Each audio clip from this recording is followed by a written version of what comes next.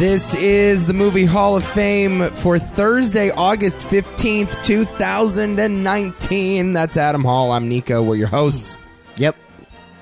By the way, did not realize What? this episode's getting released on my birthday. When's your birthday? Date that I just said, August 15th. Oh, I missed that. Today. I wasn't paying attention. So, yeah. Cool. This is my so keep that in mind as you carry on with this podcast, Adam Hall. What? That this is your birthday podcast? Yeah. Just keep that in mind. Oh. Just be gentle. Be nice. Don't make any stupid decisions. Just know that. Like, I don't need a present from you. I just need... Well, I think I'm already off to a bad start. I made you watch Hunger. Oh. But yes. And by the way, you will be working the rest of this podcast to redeem yourself. We'll talk about everything in a bit. How are you? Oh, I'm just fine and dandy here. Okay. How are you? Not doing well. What are you ever doing well? Can we have a day where, or is it all my fault? I feel like a lot of the time, a lot of the things that attribute your horrible, shitty, vile mood on this podcast, day in and day out, maybe it is my fault. Maybe it is partially. Anytime I'm in a room with you, I'm in a bad mood. What do you want me to say? It's a toxic relationship. It is. What, I mean... See, I love it, but you're just like putting up with it at this point. You can't really get out of it. Look, dude, like, this is what makes me terrified of marriage. You know? It's like, it's bad enough to host a podcast with someone. Yeah, it is. And be stuck in that. Like, imagine having a contractual obligation to see them every day and to split half your shit with them. It's pretty shitty. Yeah. For you, I mean, I think I don't have an issue with the idea of marriage, but you, on the other hand. No, you've actually talked me out of marriage. Congratulations, Adam Hall. This podcast has discouraged me from vowing to wed someone. That's too bad. I really wanted to meet Nico Di Gregorio's wife. One day. Who that would be. Oh my God. One day. I think everyone wants to. There's time, hopefully. Yes. Anyway, we're talking about movies from 2008. Yes. I should explain. Let's give a little context. If you weren't listening to last week's episode. Why weren't you? Because it was a great one. Excellent episode last week, I thought. Excellent episode. Yeah. To peel back the curtain, we are recording this a mere 2 days after the recording of that episode. Mm-hmm. And that was one where I had to cram a lot of films, a lot of long films, I should add, in a very short period of time, because Adam insisted on doing an old movie year, 1954. So I sat through 2 Japanese films, one of them 3.5 hours in length, a Star is Born movie, and a mediocre Hitchcock film for the sake of this podcast. And I was exhausted. You saw it in me, Adam Hall. There were bags under my eyes. You were like Dustin Hoffman. Yeah, in Marathon Man. Basically. That's exactly right. Basically. And you and I thought it'd be a good idea. Let's do a recent movie year. Let's not overthink this. Nominate a bunch of movies that we had seen before, and we could come on and chat about them in a congenial manner.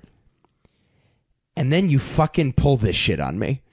If this is not the worst thing I've ever done. Come on. Why are we doing this? What do you mean, why are we doing this? Why do you insist on making this a blood feud? It's not a blood feud. I see, here's the thing is that, I don't know, you got to look at it from the perspective of my common sense, because there is none. Like, I have little to no common sense. That's the biggest oxymoron I've ever heard in my life. Yeah.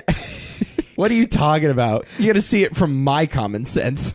I'm serious. Like, because if you look at it from that perspective, it's like, of course I would do something this stupid. So, you know.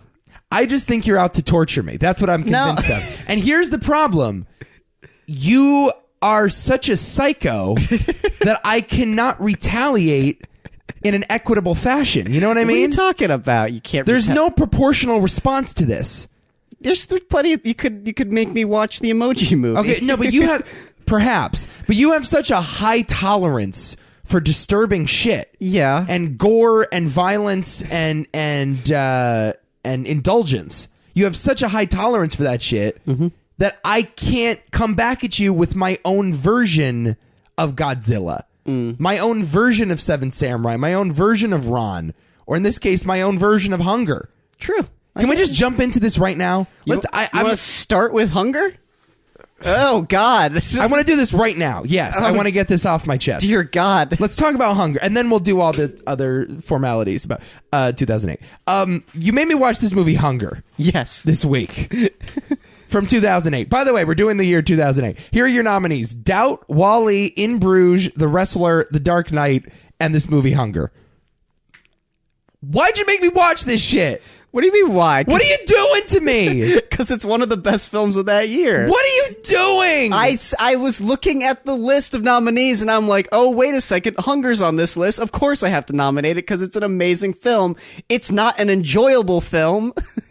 I'm sorry I didn't mention that to you. I'm sorry I threw another Midsummer your way, but it's one of the best films of that year. It'd be the same way where it's like if we were doing 2019, I would have nominated Midsummer. It's just the way it is. I recall things differently. I recall you looking at your iPhone and pondering Curious Case of Benjamin Button, Tropic Thunder.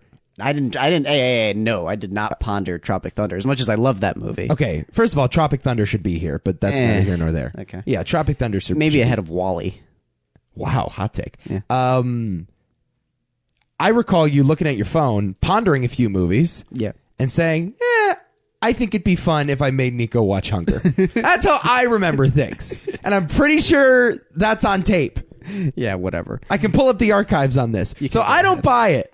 No, I genuinely wanted to nominate this thing. It's funny to say, oh my God, it'd be nice to let Nico watch this, but I would still feel pretty bad if I didn't nominate it. This is a movie that should be talked about to a certain degree.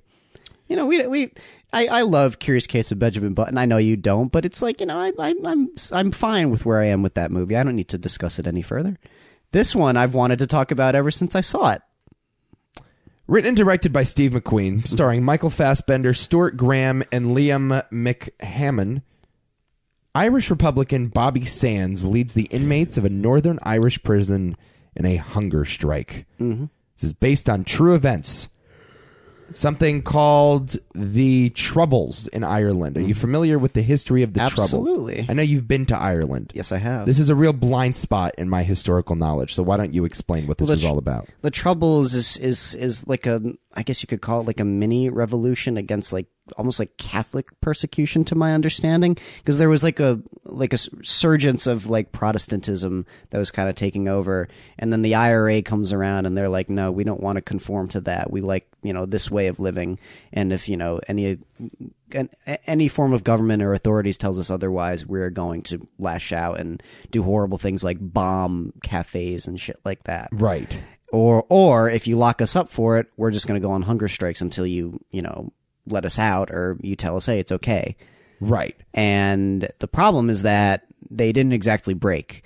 And a lot of people died because of this. And it was a horrible, horrible, kind of stupid ordeal. Yeah. And, lots of killing, lots of mob formations, an interesting examination on kind of convictions and, I mean, what your belief or how much your beliefs actually mean to you, right. And like, is it all really worth it? It's actually a very interesting story.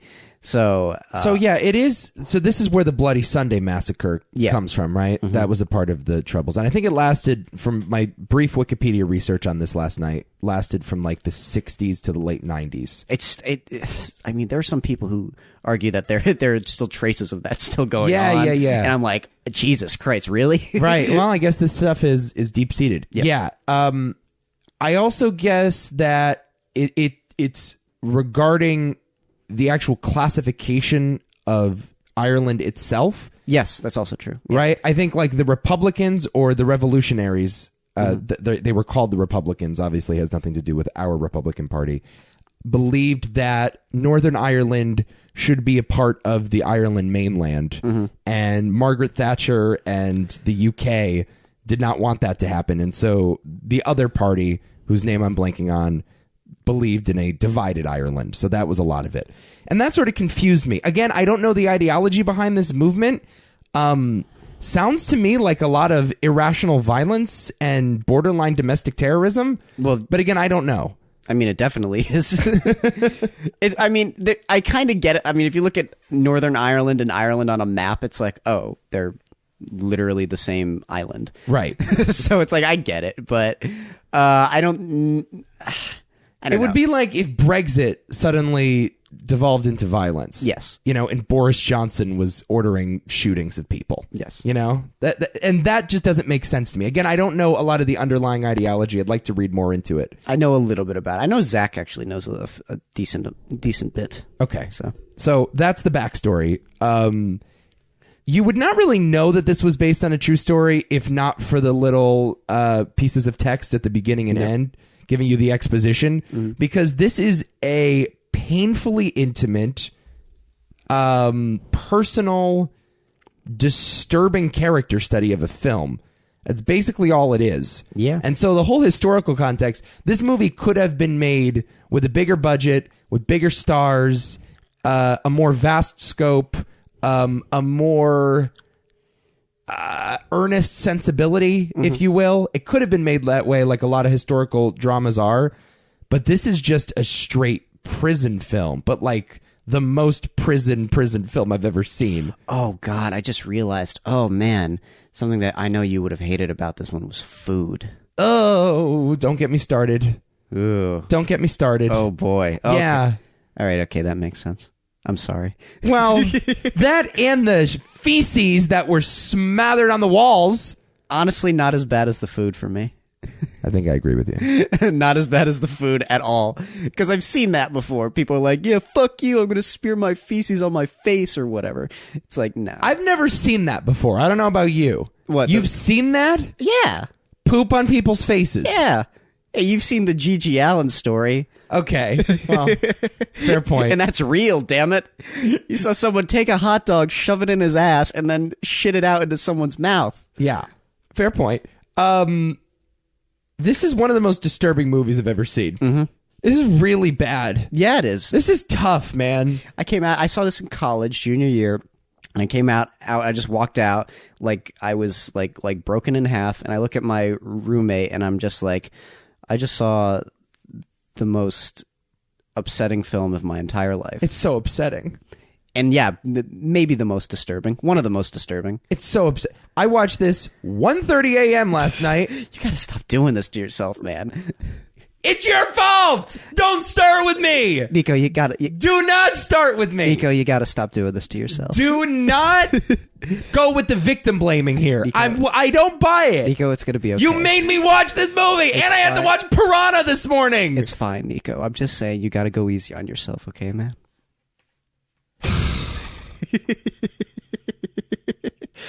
The irony was not lost on me that I was watching this thing with a massive bag of Utz potato chips on my stomach. Should point that out as well. Was snacking throughout. Oh my God, I would not have been able to stop eating. This movie, made me think about crumbs in a different way. Yes! There's a shot at the beginning of this movie. I can't believe you just said that, because fuck yeah. There's a prison guard who's having his breakfast in the opening scene of this movie, and there's an uber close-up on the guy's lap and the bib that he's wearing, and the crumbs as he's eating falls onto his lap, and he brushes them off, and I thought to myself, holy shit, crumbs are wasted food. It blew my mind. Yeah. It's like we just brush off crumbs. I know. As if they're a nuisance, but it's food. It's wasted food. Well, when you put it next to these people that look worse than Holocaust victims, I mean, my God. Jesus, when we get to the end of the film and Bobby Sands is just he's taken out of his cell and he's put into his bed, and just you see the effects of what severe starvation will do to a person. You see the scars on his body. It's like the skin is peeling off because it's too brittle. They're taking the ointment and they're putting it on his wounds and stuff. His bones are sort of popping out because his elbow joint. I want to know how they did that, because I don't know. I mean, there's no way. I mean, do you think Michael Fassbender actually starved himself a bit? Yeah, well, I think, yes. I read that in my research. He did go on one of those crash diets. Yeah, okay. Which is what Christian Bale did. He ate nothing but crackers and sardines. Okay. For like 6 months. I mean, obviously he wasn't so unhealthy where that he was scarring up. No. But yeah, I mean, a lot of it was makeup, but most of that was him for real. They didn't use like CGI or anything. Yeah, he was really that skinny for sure. My God, there's nothing more just like it's so frustrating. This is a frustrating movie. That's a great way to describe it for me, because I'm just like the scenes where they're giving him food and he's not even looking at it. Right. Just like, and every day they bring the new plate and he just doesn't touch it. I'm like, you fucker. And by the way, they don't force feed him. No. At a certain point, I would like force feed the guy. Well, they don't care about him is the thing. Yeah, but the doctors do. There's one doctor in particular that has a special connection with Michael Fassbender, and he feels sympathetic. Maybe. I'd just like stick a tube down his throat. What's he going to do? Blink at me? I mean, he can't move, the guy. I don't know. Just force feed him. Yeah. Anyway, 9 people died in this strike, including, spoiler alert, Michael Fassbender's character, Bobby Sands. Again, I think I was missing a lot of historical context. They played like clips of Margaret Thatcher throughout, in which she described the revolutionaries as domestic terrorists. And again, I don't know like where I would stand on it if I read up more. Seems to me, yeah, like some really stupid shit. I don't know. Like it wasn't totally worth it. I just don't buy the idea of suicide as a heroic act, I guess. And that's what this felt like to me. I mean, there's a 17-minute scene. I actually recorded that, where I found this online. 17 minutes, 10 seconds, continuous shot. One shot. Doesn't even move. Camera does not move, in which the Catholic priest, Father Dominic Moran, tries to talk Bobby Sands out of the hunger strike, and he and his fellow 75 IRA members plan to start.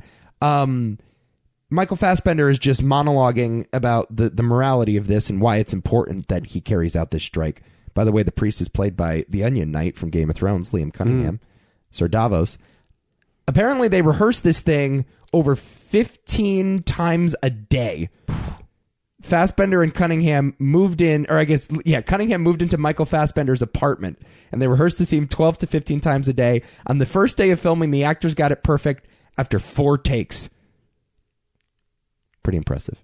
This whole movie's like that, though. It's like, wow. I mean, it's just exhausting, and it just beats you into the ground, but it's just so fucking well made. Yes. I mean, you want to like an examination and just the disturbing little things where you're not ripping people in half or like pulling out their tongues or some shit like that. Right. That's exploitative. Just have a janitor wiping up piss.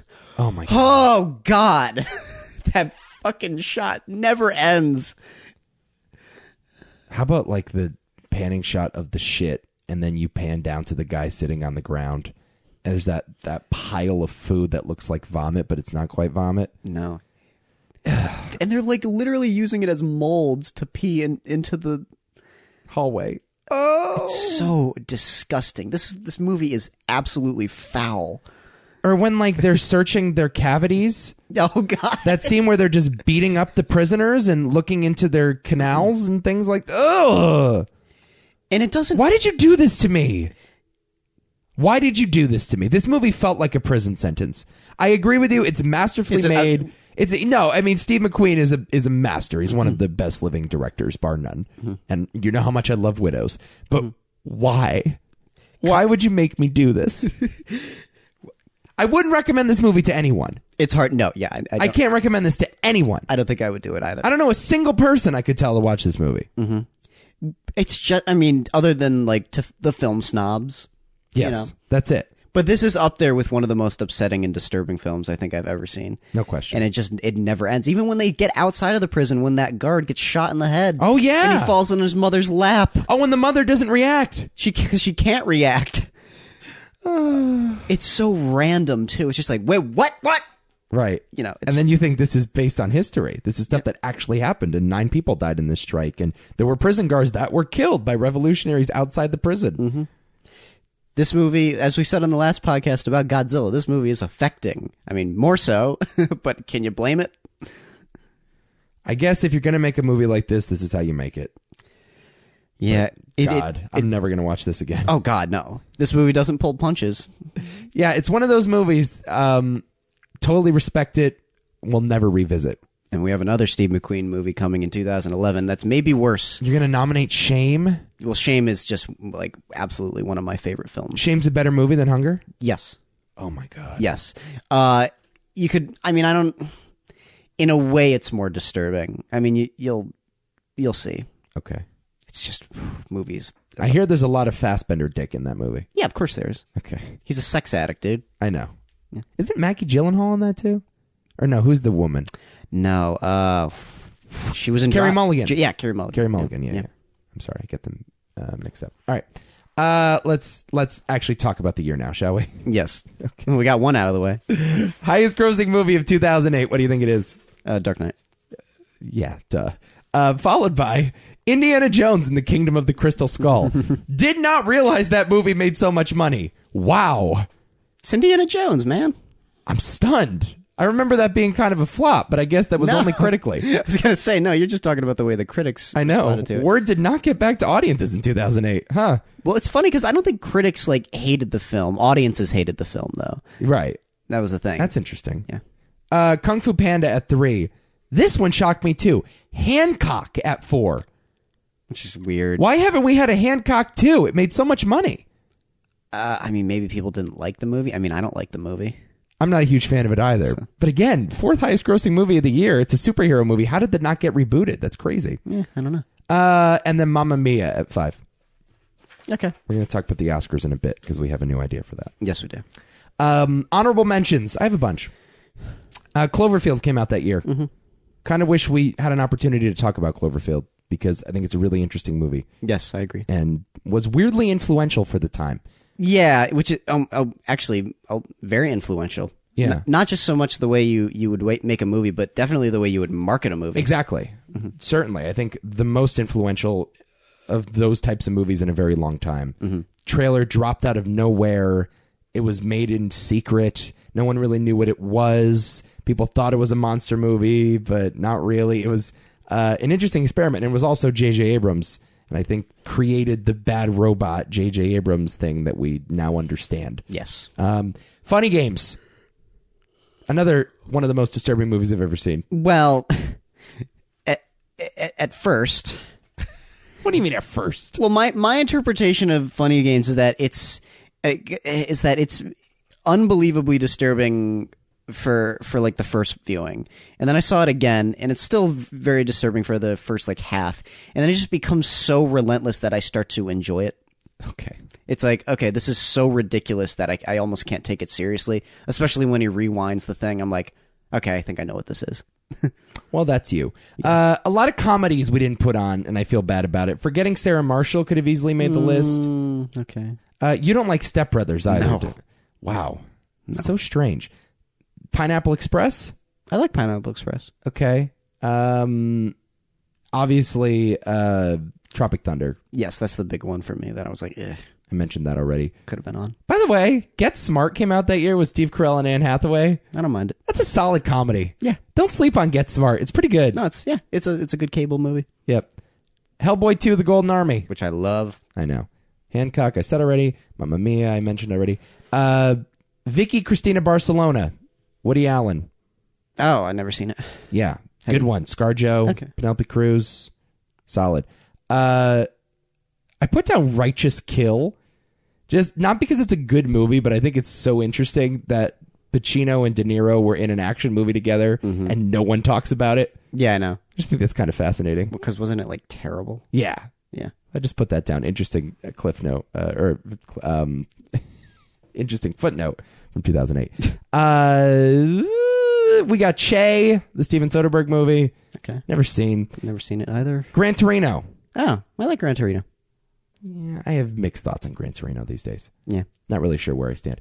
Curious Case of Benjamin Button, you said almost made it on. I can't stand that movie. 7 Pounds. People like it. Will Smith was a big star in 2008. I'm not terribly fond of that movie. Okay. Burn After Reading. I love Burn After Reading. I do too. Excellent movie. Could have easily made the cut. One of the Coen brothers' more underrated films. Oh, for sure. Yes. Could be their most underrated at this point. Maybe, yeah. Just because, I know everybody says The Man Who Wasn't There is their most underrated, but I feel like so many people have said that it's underrated that it's now properly rated. Yeah, I would have said the same thing about The Big Lebowski back when The Big Lebowski came out. Right. But now everyone loves The Big Lebowski. So yeah, this one is still like sort of forgotten. Yeah. Well, it was sandwiched right in between two big Oscar movies, too. True, yeah. No Country for Old Men and True Grit. This one came out in between. Mm-hmm. So that happens with the Coens, though, is they'll make like a critically acclaimed award bait movie. Yeah. And then they'll go fuck off with a quirky comedy. True. Yeah, they sort of jump back and forth. I mean, that's kind of what they did with like Hail Caesar. It's like, what is this? Well, they did Big Lebowski right after Fargo. I know, which is so strange. You know? It's like they're coming off of this critically acclaimed masterpiece, and then they make a weird stoner movie set in L.A. About bowling. I love like Roger Ebert, or maybe it wasn't Roger Ebert, it might have been Gene Siskel, but it's like he said something like, I really trusted these guys after Fargo or something like that. Right. And then they went and they made this. It's so bizarre. Boy, was he wrong, though.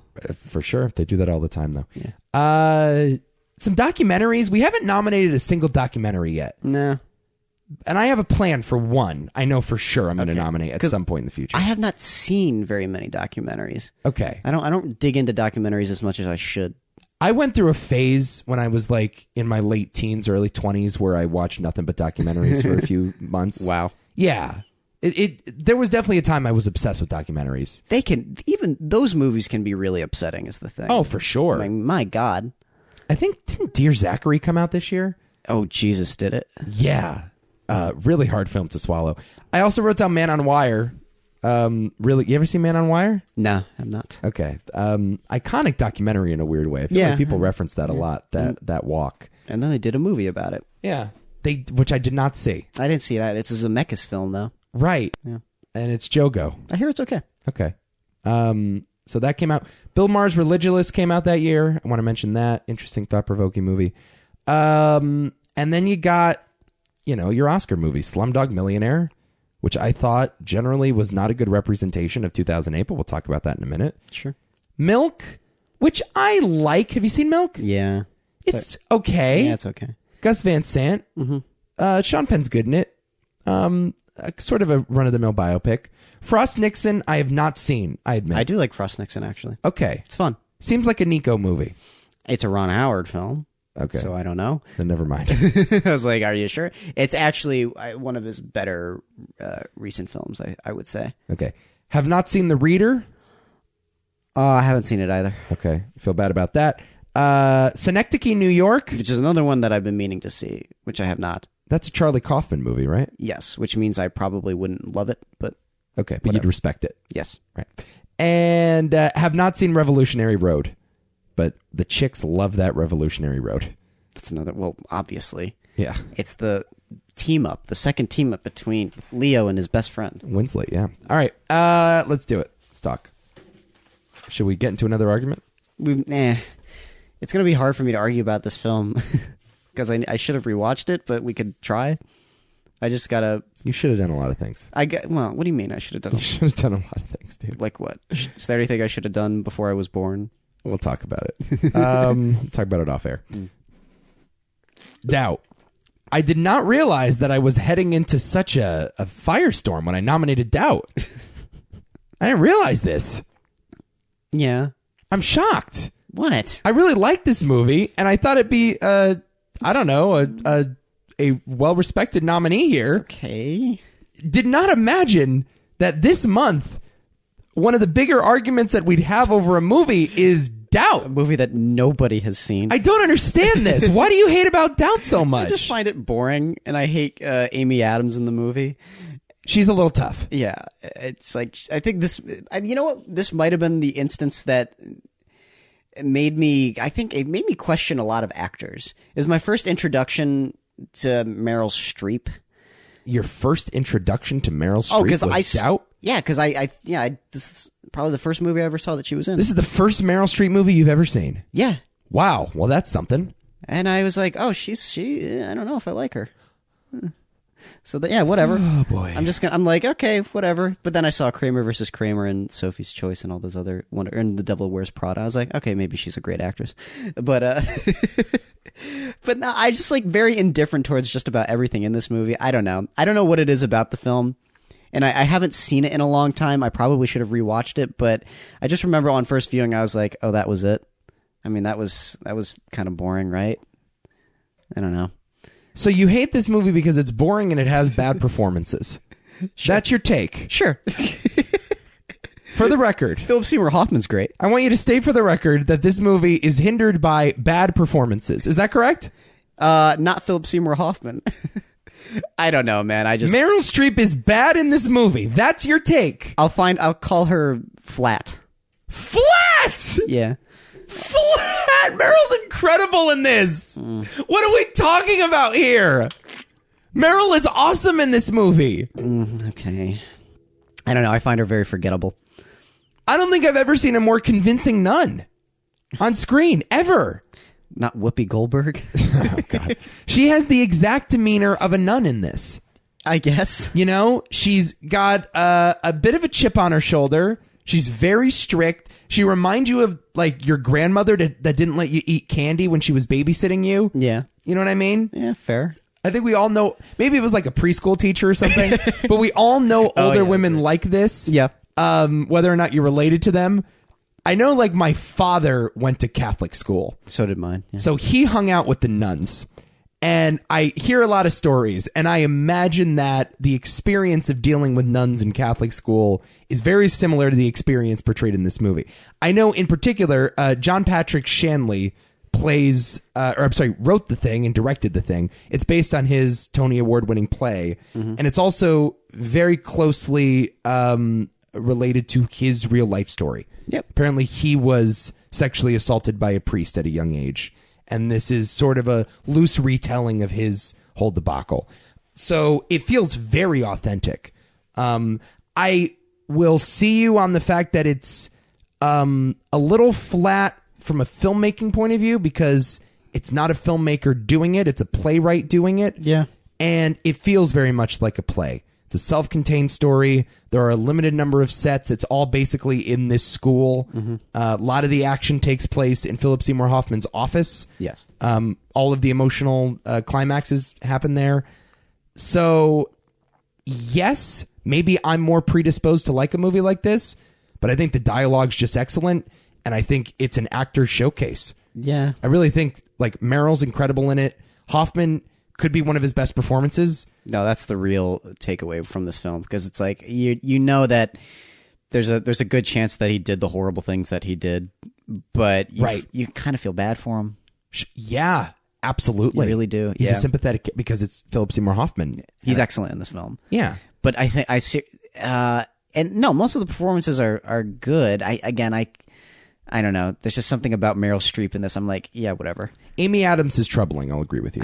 This might have been the film that made me say, like, yeah, I don't like Amy Adams. It was also the first Amy Adams film I ever saw, and I was like, wow, I don't like her at all. Viola Davis is good in it for two yeah, scenes, you know what? That's true. She is pretty good in this. I mean, she's great in everything, but she's really good in this. I think she got an Oscar nomination. This thing was nominated for, I believe, just acting awards: Best Actress, Best Supporting Actor, and Best Supporting Actress twice over. I do love that scene where they're like sitting in the courtyard or wherever they are, and Viola Davis is just unloading about how she knows her son's gay and all that other stuff. It's like really interesting to see how Meryl Streep reacts to that, right? Especially because she's a nun. It's like, what? Right? You okay with this? It's but she's an interesting character though, because she is very sympathetic. She cares about these kids a lot, and she's dealing with sort of the harsh realities of the world. Or in some cases, not in the case of the son being gay, but in the case of the priest molesting this young boy,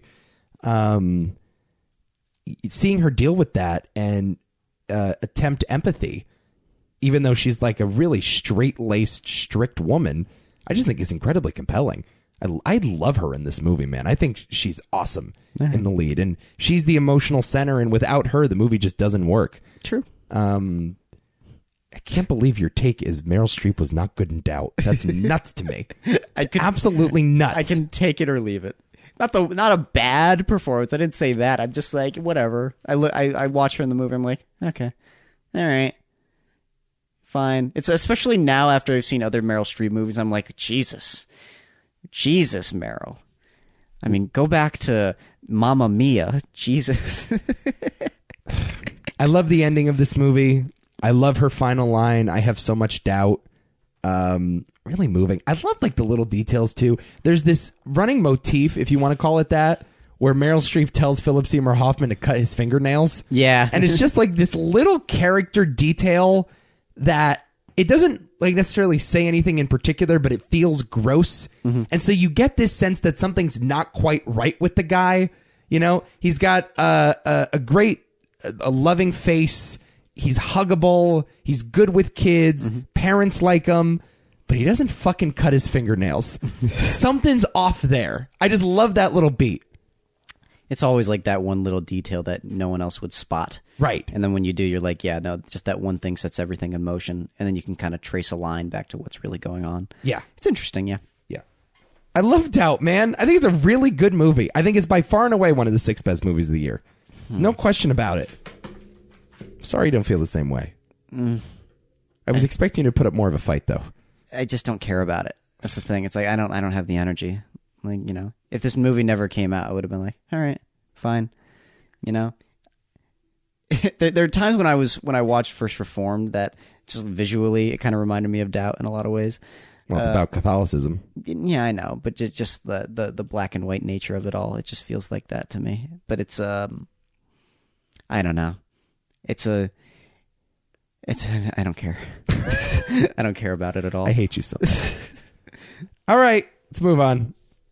Another movie I don't, you know, we'll talk about. Well, Wall-E. get on your pulpit. Talk about it. We're talking about Wall-E now. Wall-E. Directed by Andrew Stanton, starring Ben Burt, Alyssa Knight, Jeff Garlin, Fred Willard, and Sigourney Weaver.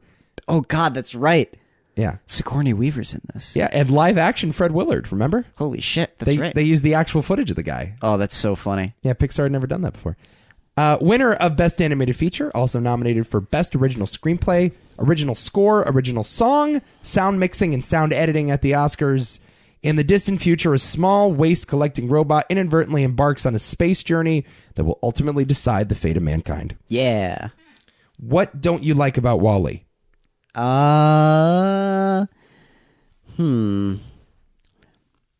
You know, I don't really know.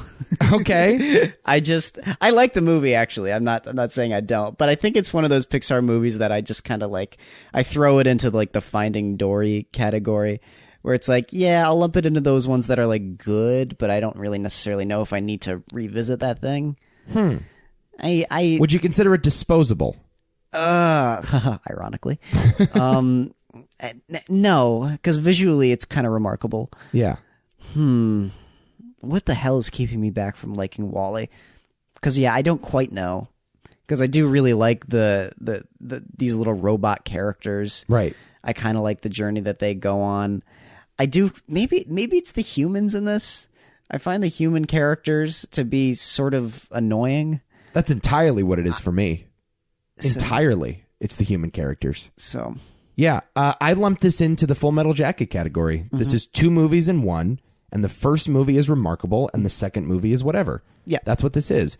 The first half, where Wall-E and Eve are falling in love, It's great. is incredible. It's among the best stuff that Pixar had ever done. Mostly dialogue free, except for a few like random recordings that the robots play for each other. Reminds me a lot of just like the Pixar lamp from that original short, you know? And it's really marvelous what Pixar is able to do with such little dialogue and such expression. Felt like a short film, and a wonderful short film about forbidden love. And then, yeah, the humans come around, and they're fat, and they're in like Segway things. It's just on the nose. And Too on the nose. It's like, oh God, like movie. Like I hate it when they beat you over the head with what they're saying. And it's annoying because I know that Pixar has done so much better than that. Right. Where they didn't need to go that obvious. And I'm just like, is this really the message that you're riding so hard on? I mean, just seeing them in those scenes, I'm just like, I just fucking hate these people. Right. I don't know. It's not the kind of movie I wanted to be situated in. But they're like cartoonishly stupid people. That's the thing. And I know that's ironic because we're talking about a cartoon, but most Pixar characters are more thickly drawn, and these just aren't. But I'm looking, yeah, well, that's the other thing, is that I'm looking at it and I'm like, is this a representation of all humanity? Right. Or just America? Well, it's a representation of where America is headed, I think. But what about the rest of the world? Right. Well, there's only like 30 of them on a spaceship, basically. Who cares? The implication is that's all that's left. It's a science fiction film. Put them on a Borg cube. I don't care. Right. It's just... it's like, no, like you can take all of humanity and put it on a planet, another like artificial planet, whatever. Like I don't know. Maybe it's because I'm a sci-fi nerd. I'm just like, this is stupid. You thought it was bad sci-fi. Kind of. Well, that's interesting. Maybe that makes sense. Yeah. In a way, yeah. I was like, it's funny. I might ride on that. It's just bad science fiction. Huh. And so when the movie attempts to become science fiction, that's where it fails. Yeah, because it's not interesting. I think the best sci-fi has a lot to say about humanity itself. Yep. And what this is saying about people in general is just lame to me. Right. I'm just like, I don't care about the preservation of the earth and plant life and well, life itself. Here's where I disagree with you on, though. I actually think the environmentalism works. I think it works very well in the first half. No, I'm not talking about the first half, though, because the first half is kind of remarkable. Right. The first half, though, I read as a more environmental cautionary tale. The second half is more about technology and our obsession with television and our over-reliance on technology to do our work for us. Yes, absolutely. And I find that I find that message to be a little mixed and a little contradictory because we're supposed to believe that technology is going to lead to our downfall, but the heroes that we follow are the direct result of scientific innovation. Yes. The main characters are robots, and they are the heroes of the story. So I find it to be sort of needlessly preachy and not well thought out. This idea that watching a lot of television and building robots to do shit for us is a bad thing, but meanwhile, Wall-E and Eve are our heroes. Yep. So I just think like there's an inherent contradiction in that. I agree. And yeah, I also just don't find that particularly interesting. I've seen that message told before in better ways. I mean, most of the thing is like most sci-fi films just do it like 1,000 times better. Whether it's like Her or the Blade Runner films, they just kind of get it. Right. And then this is just, I don't know. I don't want to dock it too much because again, it's catering to a different audience than those films particularly. Yep. But I don't know. There's just a bit of me that says, I don't know. I feel like you could have been a little more interesting with this. Right. It's like this is the best thing you can go with is we're going to be stuck on a ship and we're going to have robots do everything for us. Like put us in the shower or whatever, transport us on our fat asses to the assembly line of food. Like, is that it? It's too obvious for me, I guess. Right. I don't know. I feel like we're just going in circles, but I think ultimately it's just like, yeah, the human side of the story is just kind of dumb. It's too on the nose. Yeah. 100%. Again, I don't want to take away from the incredible animation in the first half. Incredible animation in the second half too. Yeah. Very well done, but I like the ending. I like where the movie lands, with them coming back to Earth with the plant. Yeah, I like it.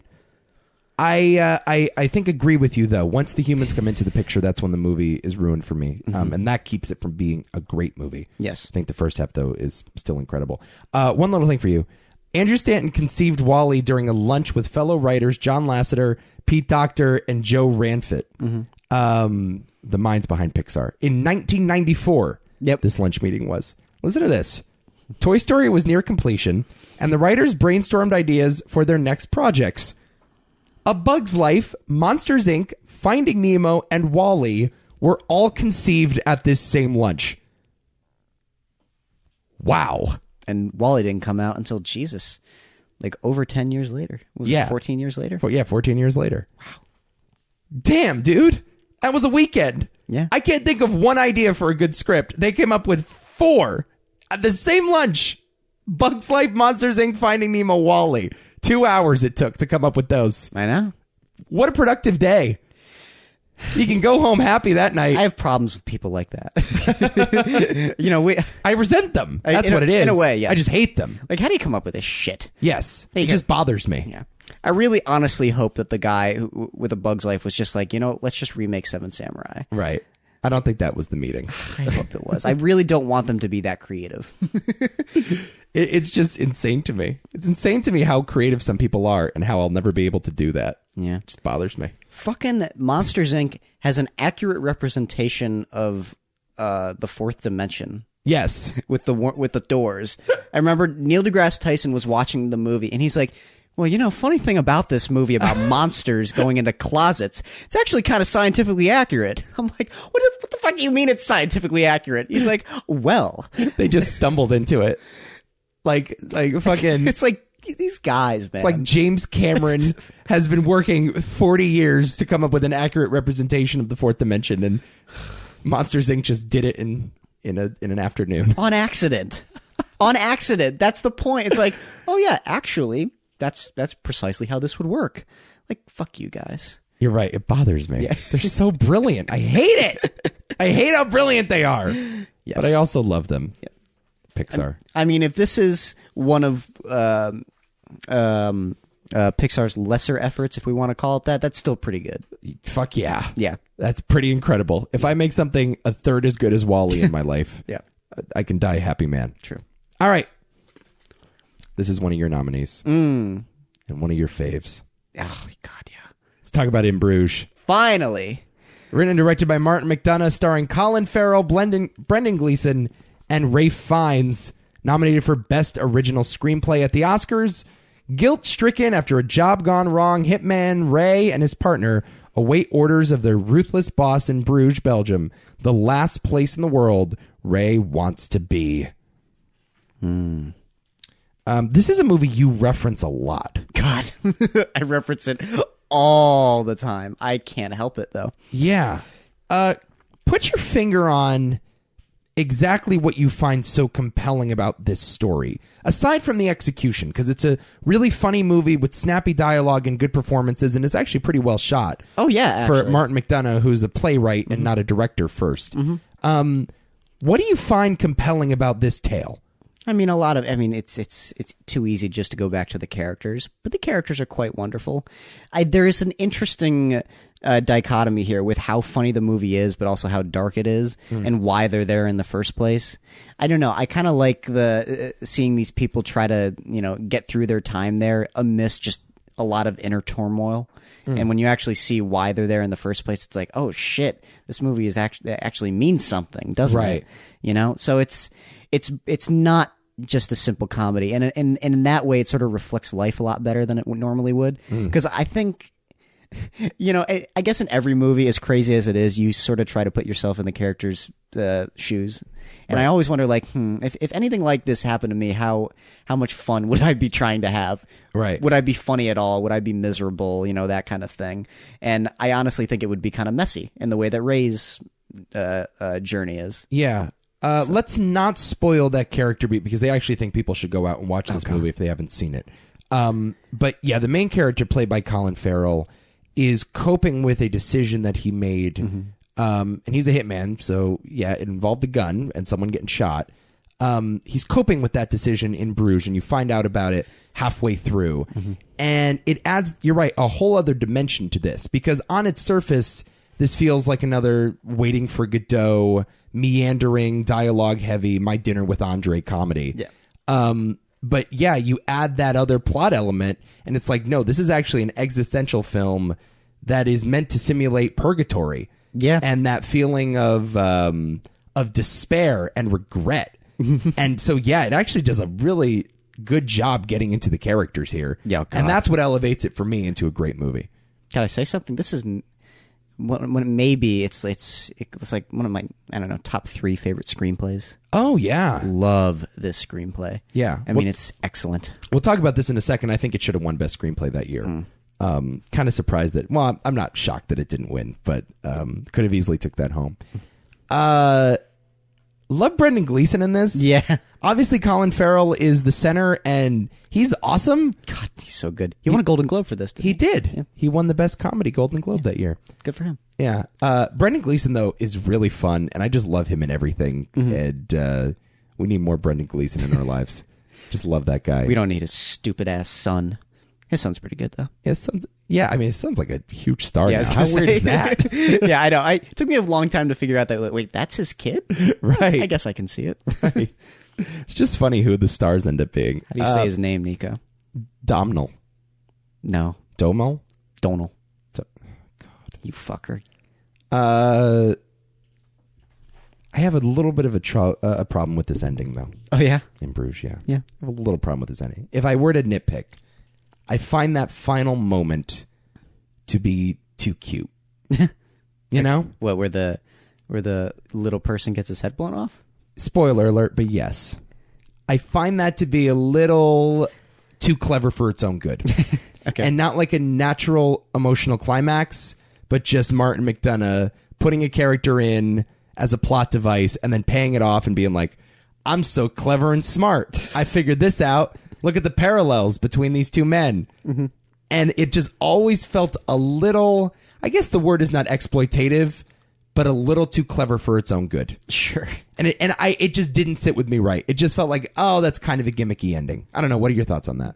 I don't know. It's poetic, so I guess I like it. Yeah, but poetic how, though? Poetic in the way like a Dr. Seuss book is poetic. Nothing wrong with that, though. Maybe, but you're dealing with serious stuff, and that didn't feel like that serious of an ending. I don't know. I kind of disagree with that. Should we get into spoilers? Sure. Explain what happens at the end. Oh, well, you have Spoiler alert for In Bruges. Big spoilers. I mean, you sort of have to start with the fact that you kind of have to trace it way back, actually. Well, go ahead. Do your best. So Ray is actually on this trip because Brendan Gleeson has been assigned to kill him, essentially. And then he decides not to. And then he lets his boss know that, yeah, I didn't kill this guy and I just let him go. So the boss, and played by Ray Fiennes, ends up coming to Bruges to kind of finish the job and get rid of Brendan Gleeson's character now because he's mad at him, essentially. Right. And that doesn't exactly happen. Yep. Well, kind of. It's complicated. Yeah. But Ray... What a disturbing moment that is, by the way. It's so sad and just... It's kind of beautiful, but it's like... Ugh. It is very beautiful, but like I don't think I've ever seen a more gruesome look at someone falling off a building before. Yeah, where he just kind of explodes. Right, but he's still laying there kind of alive, twitching, and there's blood all over the place. It's actually really effective. I love the line, I'm gonna die now. Yeah. I think. Right. It's like, and he doesn't go, and it's like, weirdly comedic, and it's awesome blend of tone there. Well, that's the entire movie. I love it, though. But then Ray, while on the run, is transported back to Bruges at a certain point because he hit the Canadian. Yeah. I hit the Canadian. I don't know what you're talking about. Because he punched someone in a bar, and the cops come and get him, and they put him back in Bruges, and he gets let out of prison by his girlfriend in quotes, and he ends up running into Brendan Gleeson's boss, who starts pursuing him and shooting at him and all this other stuff. And at a certain point in the pursuit, he is. Well, we should mention why he's been exiled, though. It's because he shot a kid by mistake. Oh, I thought we weren't going to. Oh, I guess. Well, I mean, now we're spoiling, so we have to. Yeah. Yes. The big issue is that Colin Farrell shot a kid during his first hit. Right. He was assigned to kill a priest, and he, in the process of trying to kill the priest, he accidentally killed a little kid. Right. And so his bosses believe that this is an unforgivable sin, yes. And so he has to be taken out for that reason. Right. So continue. So during the pursuit, Ray is shot, and he humbles into a film set where he comes across a friend of his. That's sort of a through line throughout the film. He's a little person. Yeah. Dwarf. A dwarf, yes. He prefers dwarf. Yeah. And again, Martin McDonagh in his obsession with little people. I noticed that too. I'm like, what? Yeah. You're doing this again? Like, right. Okay. Yeah, in 3 Billboards. Yeah, I know. That was sort of strange to me. Yes. I don't quite get it, but whatever. I don't either, but continue. Anyway, so the dwarf friend comes to see what's wrong with him because obviously Colin Farrell's bleeding from his gut and all that other stuff. And they stop and they look at each other, but just as they're about to do so, Ray Fiennes comes up behind Ray and shoots him multiple times in the back. And, of course, they go through his stomach and they shoot the guy, the little midget. Jesus. I said it. They shoot the dwarf in the head. Right. And so Ray Fiennes mistakenly believes that he himself killed a child because the dwarf is playing a child on the set of this movie, is dressed like a little boy. And then Ray Fiennes proceeds to kill himself because he cannot bear the fact that he just shot a child. Yes. Again, I just find it to be a little too cute, a little too convenient, and I don't know. It's a little silly. The idea that the emotional climax of the movie revolves around mistaking a little person for a child. You know what I mean? You just say that out loud and it feels a little cheap. Yeah, but that's not the point. But it is, though, isn't it? No. I mean, the point is what he realizes when he sees that he has shot this person, though. You got to actually wonder, like, if it would have been any different had it been if he realized it was just a little person, right?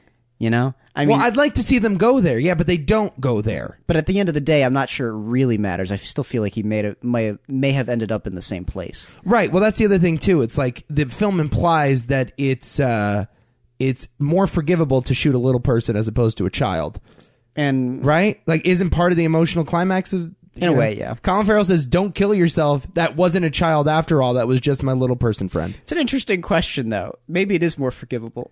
Well, no, but that's the thing. But it's kind of troubling. I find the logic of that scene to be kind of troubling. I sort of like that it's a little more troubling, though. And it trivializes, I think, the little person character, too. Yeah, I think that's, if I'm to say anything about it, it sort of makes, I don't know, his ultimate impact on the film a little lesser. Even though, I mean, he's important for the climax of the film and all. But he's a Chekhov's gun throughout the movie. That's what you realize. Yeah. You know, he's just a plot device. Mm-hmm. He's not actually character. That's what bothers me about it. I don't know if he's not like a character in the way that Brendan Gleeson and Colin Farrell are, but I mean, he's certainly a personality. Yeah. Like, I can definitely describe him to you. I think he's a well enough drawn character, certainly a more well drawn than most Chekhov's guns. Yeah. By a mile. Still bothered me, man. And it still felt a little too cute for a movie that, as you said, is a really cool character study. Mm-hmm. Interesting pace, awesome dialogue. Love movies that feel like plays, and all Martin McDonagh movies sort of feel like plays. Yeah. It just felt very playwright. That's a decision that a playwright would make. You know what I mean? I suppose. I think it didn't feel out of place, though. Okay. Is my thing. I think if it felt like obviously like it didn't belong, then it would have been more of an issue for me. But it just felt kind of appropriate. I don't know. Okay. Anything else about In Bruges? This is your favorite movie here. Say whatever you want about it. God, I love the characters. I love the little comedic set pieces that happen, especially. It is more just like with the dialogue. I mean, just some of the best dialogue ever. I mean, Ray, you're about the worst tourist in the whole world. Ken, I grew up in Dublin. I love Dublin. If I'd grown up on a farm and was retarded, Bruges might impress me, but I didn't, so it doesn't. I love it. Great Irish accents in this movie, too. Oh, Jesus, like the best. Incredible Irish accents. The best. Brendan Gleeson and Colin Farrell have the two greatest accents, I think, of any actors on the planet. Oh, my God, I love it so much. By the way, anybody that criticizes Colin Farrell, which he's one to take some criticism every now and again for being a bit flat on screen, like, just see this movie. He's really remarkable in it. This was sort of like a resurgence for him, I believe, too. Yeah. Because beforehand, he was only doing, like, kind of like low-grade, like, random, like, cop movies and stuff like that. He was in SWAT for some reason. He was in a movie called Phone Booth, which I like, but I wouldn't exactly call it like a memorable film in the grand scheme of things. Miami Vice was earlier that year. That's right. Yeah.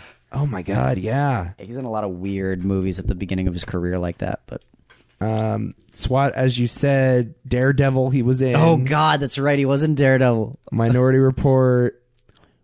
Yeah, like his career's kind of spotty before then. He wasn't exactly well loved before that. No, he was just an action guy. Yeah. And then he does In Bruges, and you're right. After that, you look down the line, The Way Back, Crazy Heart, Horrible Bosses, I guess he's in for a little bit. He's good in that though. Yeah. Total Recall. Again, you're dabbling in some dicey territory. But then it's Seven Psychopaths, and it's Saving Mr. Banks, and it's The Lobster. And, I was going to say, there's a point where he meets Yorgos. Right, now he's just Yorgos' guy. It's all downhill from there. It is. And by the way, incredible in Widows last year. Oh my God. Yeah, that's true. I adore him in Widows. Yeah, he's great. So this is to me an excellent film with wonderful characters, surprisingly well shot. And some of the more memorable, emotional but comedic, I guess, scenes that I've seen in a while. In any movie, really. It's honestly got some of my favorite moments. Yeah.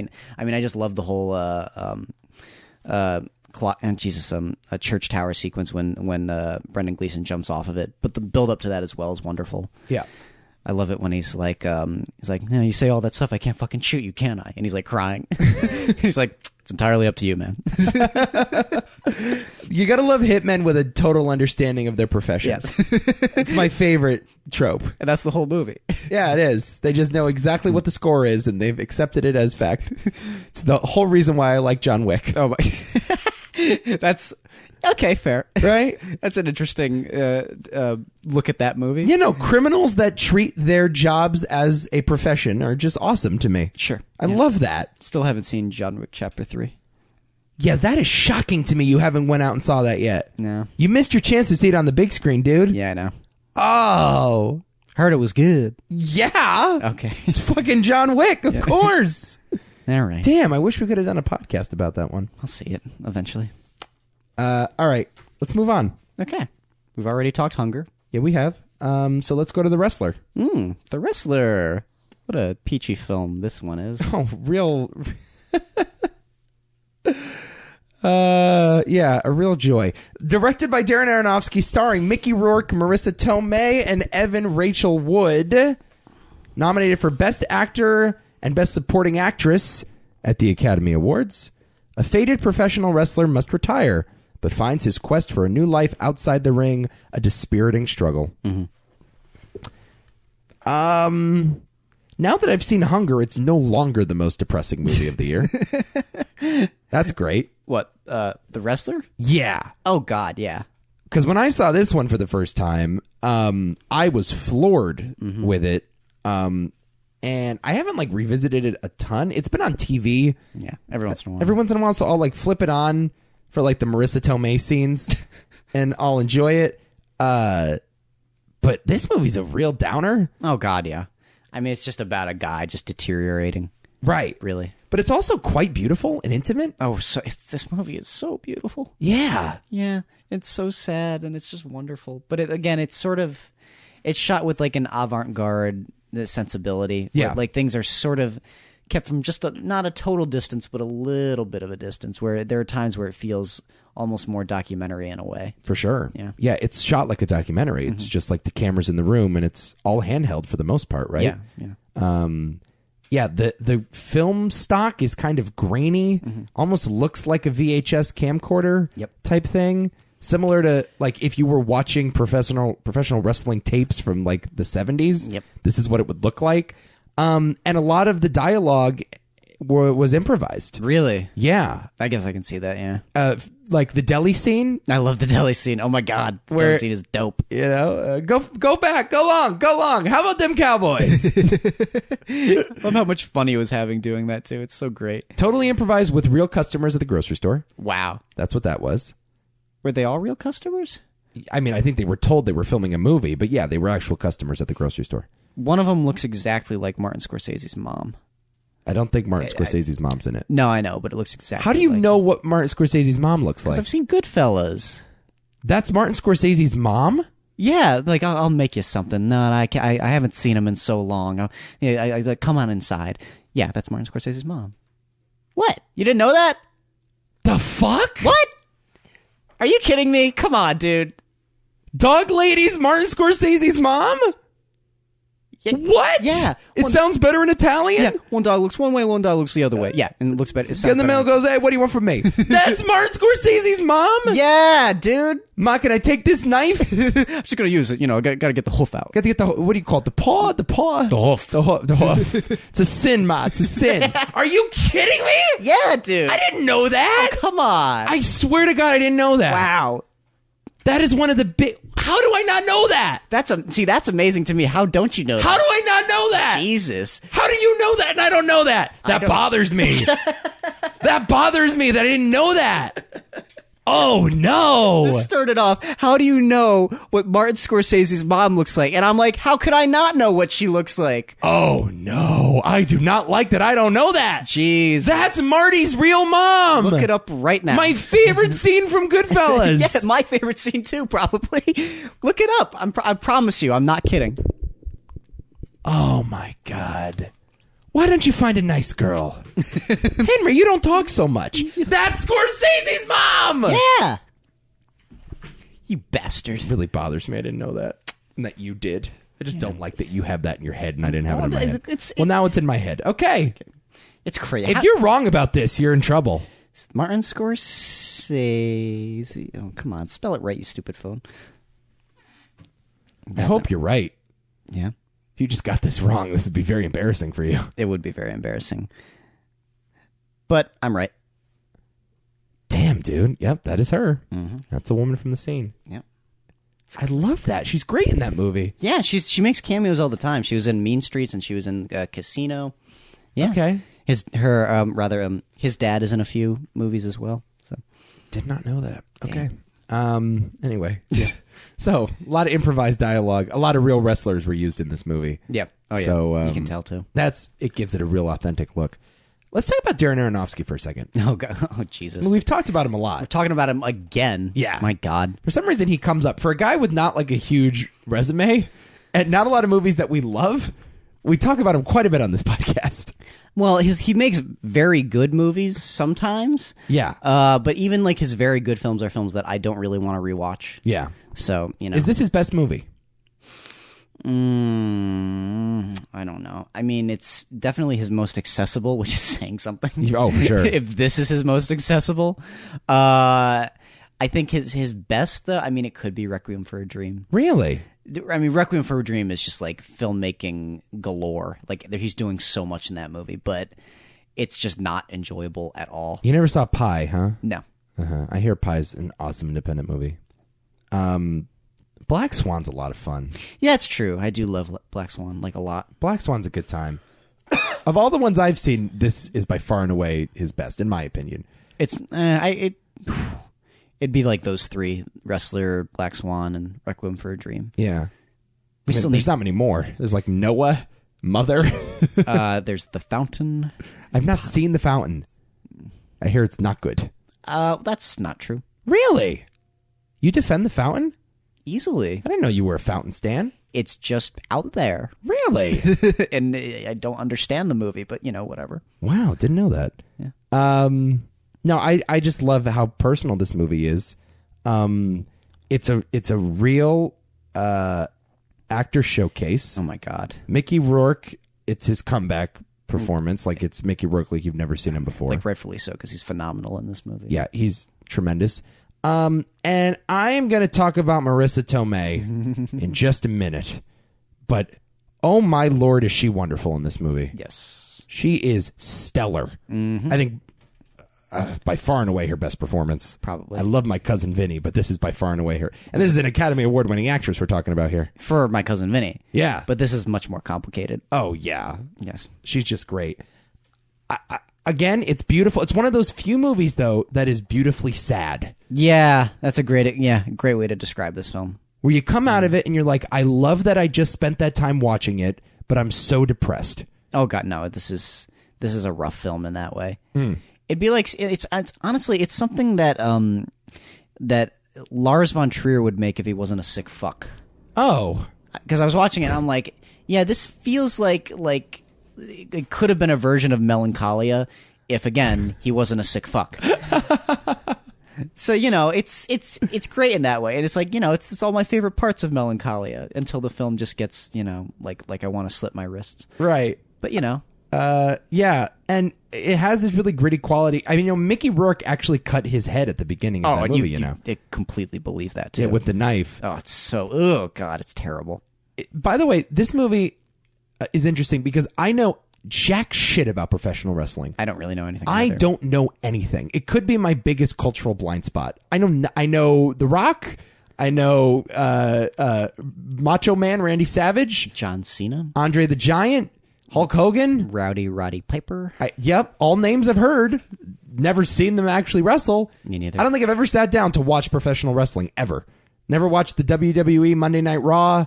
I watched it when I was like really little, and then I just started realizing how stupid it was. Yeah. And then I just kind of walked away from it. And here's the thing too. I know a lot of smart, interesting people that are obsessed with professional wrestling. Yeah. So I don't want to discount it because I've read a lot of smart things about it and heard people speak very glowingly about the characterization of certain wrestlers and the storylines at play and thematically what wrestling means to the culture at large. And I buy that all. I just can't get into it, man. Well, that's the thing. It's very different. I mean, it's a lot of like stage play, honestly, in a weird way. Right. So if you there's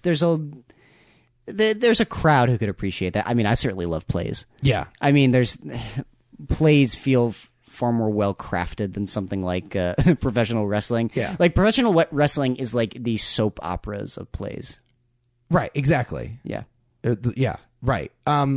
Sure. Because it's catering to the lowest common denominator. Yeah. Just rabid masculinity. Mm-hmm. You know, it's just pretty much. throwing cans of shit at people in an arena and beating up referees and jumping off of the high wire or whatever you call it. The top, what do you call that? I don't even know. The rope. The rope. The rope. Top of the rope. Yeah, okay. And you know, it's just playing on little boy fantasies. I just want to see like a shot of what Jake LaMotta was doing in the ring, and then you put it right next to this guy doing a ram jam. It's like, is that what we've digressed to? Can't see me. Yeah, so I just think, I don't want to be an elitist and a snob about this, but I just never got that. I just wanted, I think, a little more nuance. Even at a young age, I thought it was kind of stupid. But you'd be, I guess, surprised to know that this movie is very accurate to the life of most wrestlers. Right, and it made me want to learn more about wrestling the first time I saw it. Mm-hmm. You know, it just has a lot of that stuff. For example, the hardcore match. Oh, God. Ugh. Where...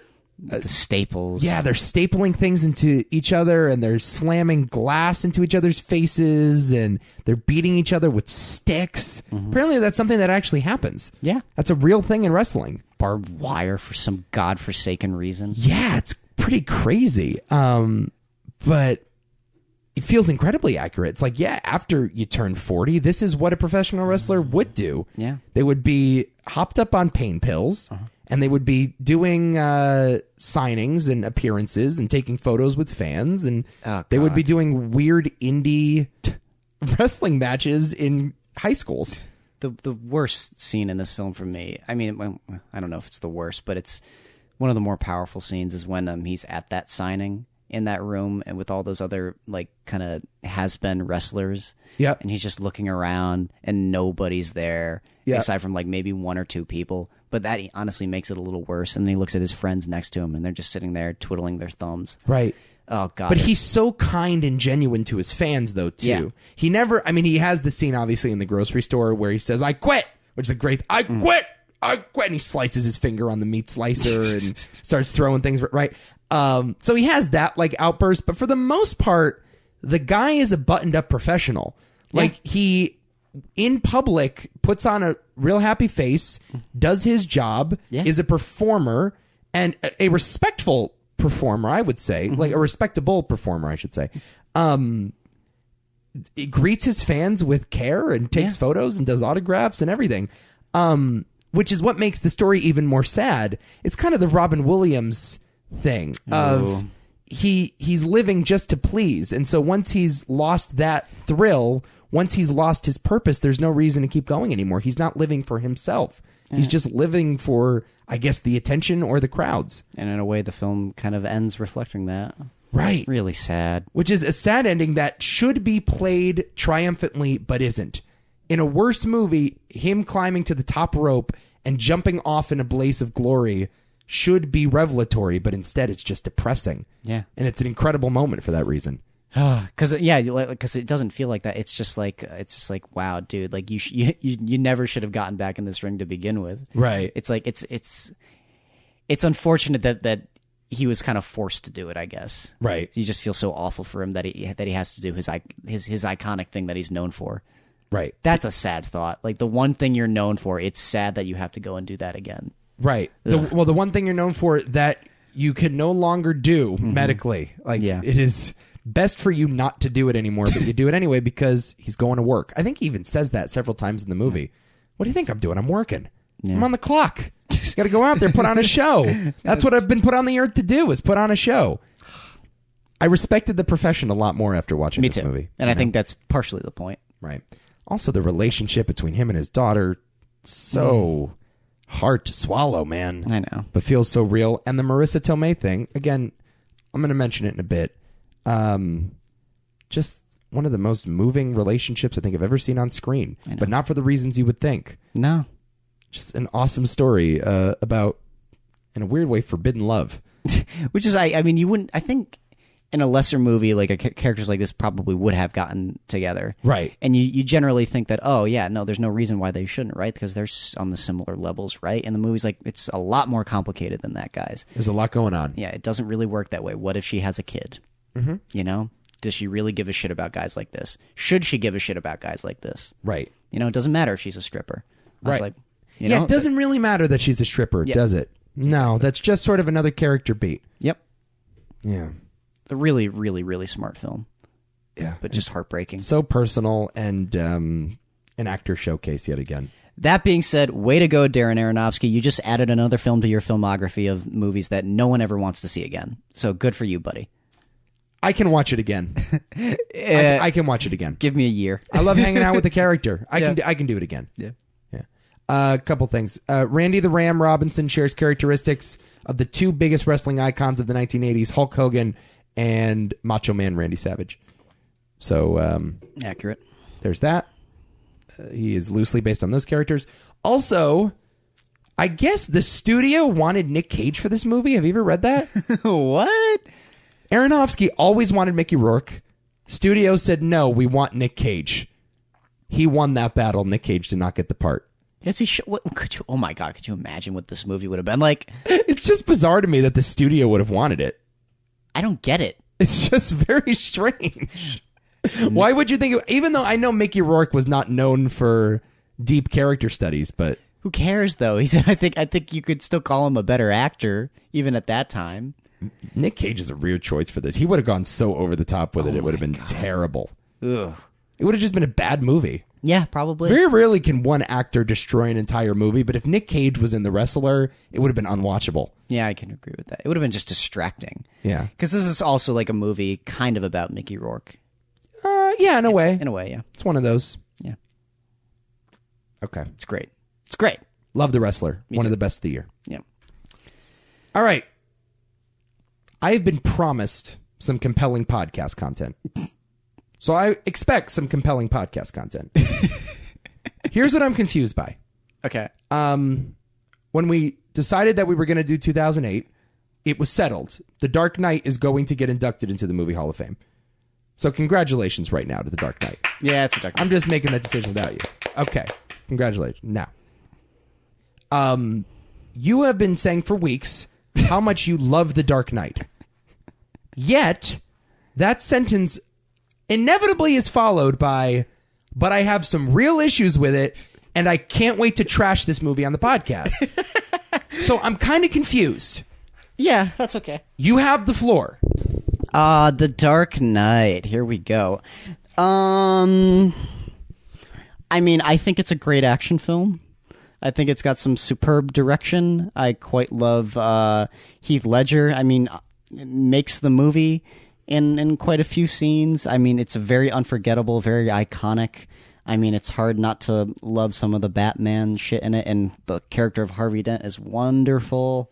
I also love many of the supporting cast, aside from Maggie Gyllenhaal. One quick note. Yes. I'm just going to say this once, and I won't say it again. Katie Holmes, a better Rachel than Maggie Gyllenhaal. Accurate. Good. Keep going. That being said, you know, I have some issues with this film, and I'm always... It's frustrating because I thoroughly enjoy my time watching this film every time I see it. But I on every viewing, I'm like, yeah, no, I still have these issues with this movie. Okay. Can you please not just make this a 15-minute dissertation on film editing? Can you please give me something else other than the editing was weird? I mean, part of the editing to me, like, this is one of the most frustratingly edited films, if that makes any sense. The editing in this movie is some of the most frustrating editing I've ever seen, because it really, for me, kills a lot of the emotion that would generally happen in a lot of scenes.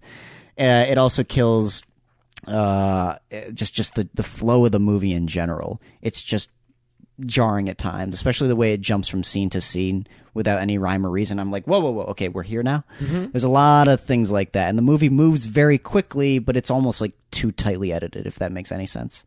Okay. It feels very much that way, and it undercuts a lot of the emotional through line that would have made this movie like one of my like all-time favorites. Okay. I also find a lot of the movie to be just kind of like flat here and there. I find there a lot of scenes where they're just sitting around talking to be, one note. Give me an example. For example, I don't find any of the scenes like in the when Gary Oldman Gordon goes in to see Harvey Dent for the first time, like a lot of scenes like that, or when Harvey Dent goes to see the mayor. That scene is like, it's okay. But they're short scenes though. That's just connective tissue. That's not really. I guess for me, but there's a lot of connective tissue to get to the next Joker scene. Okay, and that's I think ultimately my biggest issue with the film is that when the Joker's not in the film, and I rewatched this like a couple months ago, and I was really like examining it to see like what my issues with it were, and I was like, yeah, for all this time it takes to get to the Joker, like that meat is just, I mean, it's not that juicy. It's not that interesting. It's sort of, it is what it is. It's like it's kind of meant to connect one scene to the next, and it doesn't really do that much for me on a deep emotional resonant level. Now you're just talking about specifically the plot machinations with the Gotham government. Is that really what you're referring to? Because that seems to be, you're not talking about the scenes with Bruce Wayne.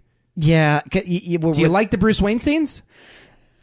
It's not my favorite Bruce Wayne in Christopher Nolan's Batman. I mean, I still think my favorite Batman in Bruce Wayne is Batman Begins. Uh-huh. And it gets progressively worse as it goes along. I think he's fine in this.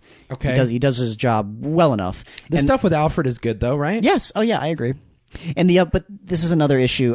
I will actually agree. A lot of the government procedures that go on in this movie, I just don't care about. Yeah. And there is a lot of it. I do remember seeing, because I saw this in 2008 when it came out in the theater, and I was 13 years old. Yeah. And I do remember sort of glossing over that stuff in my head. I wasn't exactly sure what was happening with the Joker and his connection to the mob and the domestic terrorism. That stuff was sort of lost on me, and I was just sort of floored by the Joker sequences. Yeah. So I guess I understand that. I'm viewing that from the lens of a 13-year-old kid.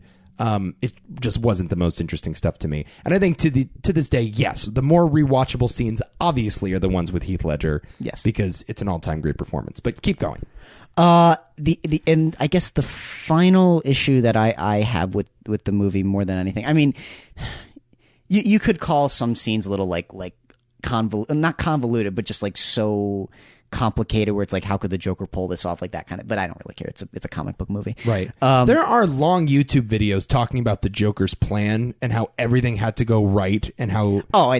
Yeah, obviously. And it's like, guys, I get it. It's easy to forget this is a comic book movie, though. Yeah, I know.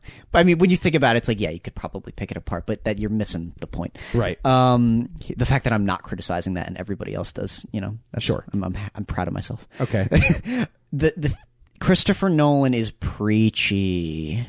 Mm-hmm. He doesn't shut up, and there's a lot of scenes in this movie of, what do I do about this? Help me. And he's like, this is what you should do, my man, my son, whatever. You should go and you should be this righteous and for the better of mankind and Gotham and blah, blah, blah, blah, blah, blah, blah. And there are a lot of moments where it's just like, I don't care, man. I don't give a shit about your monologue here. It's just, it's very, I don't know. There's a pandering quality to it at times. It's not all bad, but it's a Christopher Nolanism that I never quite enjoy it when I see it. And it's really no different here. Like, endure, Master Wayne, endure. They'll hate you for it, but that's the spirit of Batman. I'm like, fine, I get it. I don't agree. I don't agree. I am sensitive to that in a lot of movies. Mm-hmm. I just think the dialogue here is really good. And so I'll stomach the preachiness if you tell it in a compelling way. Yeah. And that's what this was. I mean, some men just want to watch the world burn. That's great. Come on, man. Because it's scary, though. But like the scene where he's like Like after Rachel dies, it just feels like the exact same monologue. And I think that's the other thing, is that a lot of those discussions that Alfred has with him just feel like the same thing. It's my same problem with the Steve Jobs movie. Well, that's Sorkin. But again, it's really, really compelling at first, but literally every scene is the exact same scene played again and again and again and again. And not to say that that's the exact same issue here, but I don't know. After seeing it enough, I really start to notice it, and it can be a little distracting. And those monologues have, less impact than they ever did.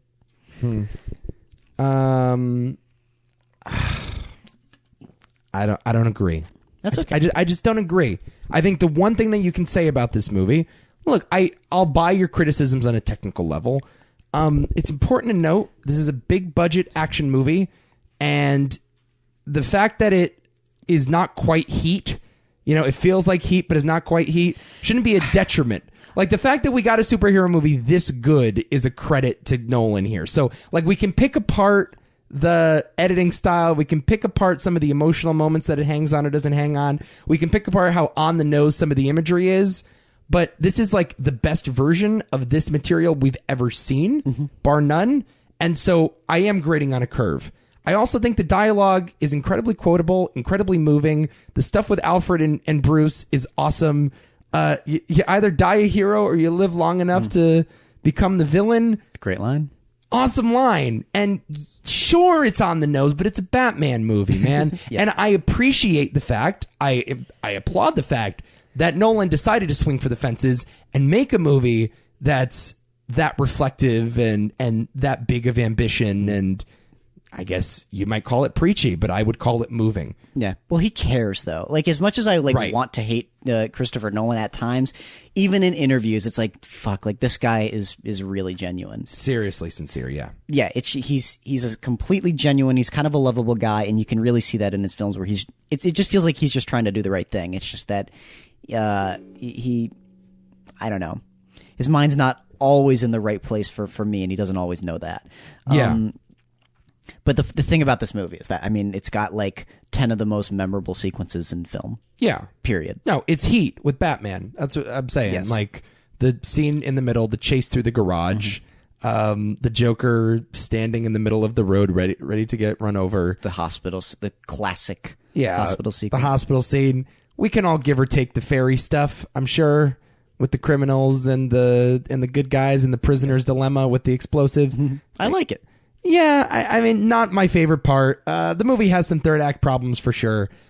But yeah, the opening scene, what a gauntlet drop that was the first time I saw it. Oh my God, it's awesome. Wow. So awesome. You watch that and you're like, oh, this is the type of movie I'm seeing. I thought I was going to Batman. It's like, turns out, nah, man, we're going to watch a gangster epic. We're going to watch a crime thriller. It's a crime film, yeah. It's like, that actually has kind of the explores crime films the way they should be explored, like the inner workings and the complexities, and there's a lot going on. Yeah. And it is interesting. It is very interesting. Oh my God, the scene where they go to China, though. I love that scene. Oh, yeah. Excellent stuff. Love that scene. Yeah, where Morgan Freeman leaves the phone. And it's so good. Yeah. That Morgan Freeman device I also find kind of amusing. What? The Sonic? Yeah, the Sonic thing, being able to spy on everyone. It's like pre-NSA more like hysteria. It's like, he's supposed to be more like a bat, so they went for it, didn't they? Yeah, they did. It's not bad, though. It's kind of cool. Yeah, it's got some silly stuff, but it's a comic book movie. Yeah, it's like, again, it takes itself very seriously, though. Yes. That's the one thing I will say. I'm still in the camp where I think the best balance they ever struck was Logan. The more I come You think Logan's a better superhero movie? Yeah. Honestly. Yeah. I'm not with you. I really, really do. Just not with you. This movie's special. This movie's something more. Logan's excellent. I feel that way about Logan, though. This movie feels like more than Logan. Logan feels a little more disposable, if I'm being honest. I disagree with that. Yeah. Like, I saw this movie... Again, I was 13. It was the age. Is it because it's shot on film, Nico? No. Any great movie that I would have seen in 2008 would have changed my life, but I know my life would have been totally different if I didn't see The Dark Knight. I just know it. I just know my appreciation of film would have been altered forever. It's a life-changing thing. And it's a very important film, too. But I will also say, to add to maybe my case a little bit, is that I don't necessarily think it changed Hollywood for the better. Oh, okay, maybe not. Because this is where the dark, gritty reboot, like, really becomes popular. I mean, like, really popular. And then everything needs to be a dark, gritty reboot. And that doesn't always work. Sure. Well, we're not talking about Iron Man today because we already let Iron Man into the Movie Hall of Fame during the Marvel podcast. But it's a really interesting case study because two incredibly important superhero movies came out in the same summer, a month apart from one another. And Iron Man goes on to create the Marvel Cinematic Universe, and The Dark Knight goes on to create whatever the hell DC is doing. And it's kind of funny, had you told me in 2008, what's the future of Hollywood? You know, do you want to see more Christopher Nolan Dark Knight movies, or do you want to see more Marvel movies? If you told me the audience was going to fall on the side of Iron Man, I would have been shocked. I know. But turns out that is the smarter approach.